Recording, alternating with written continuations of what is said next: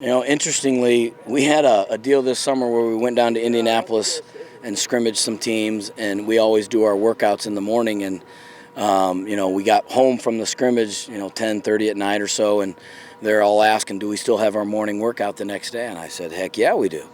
And I said, "Someday we may play in a situation like that." Well, look what happens. We get play Friday night and have to come back Saturday morning, and our kids were ready. They were focused. More than anything, they're in really good shape, really good condition. That's a credit to our strength conditioning guys that do a great job with them, and our kids work in the summer.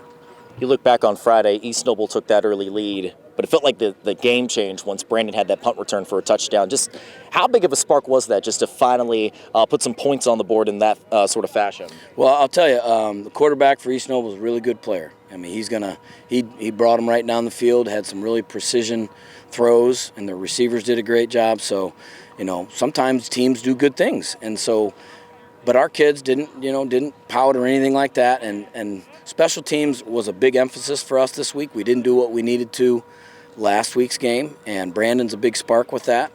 Anytime you get a score on special team, that kind of elevates everybody, and certainly Brandon did that. And there were several other, times when he got us good field position, or the punt return team got us good field position. I thought that was a big key early.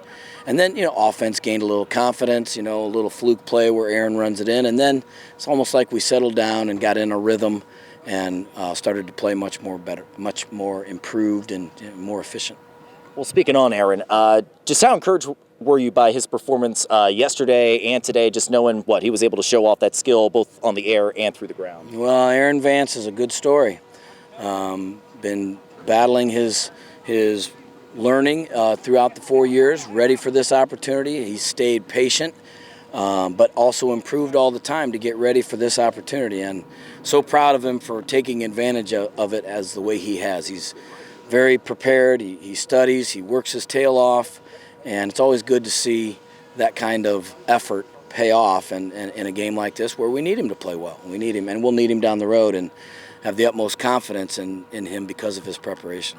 Only other question I got for you, Coach, how does a win like this kind of build that momentum, just knowing SAC play is now on deck? Well, I mean, our whole intention with the pre-conference schedule was to identify mistakes, get them fixed, and then get into the conference schedule where, it's a meat grinder in the SAC. And I feel like we've accomplished that. Wins, losses, doesn't matter. We know what we have to get better at. We know what we're good at. And I think moving forward, that'll help us in the upcoming tough conference schedule.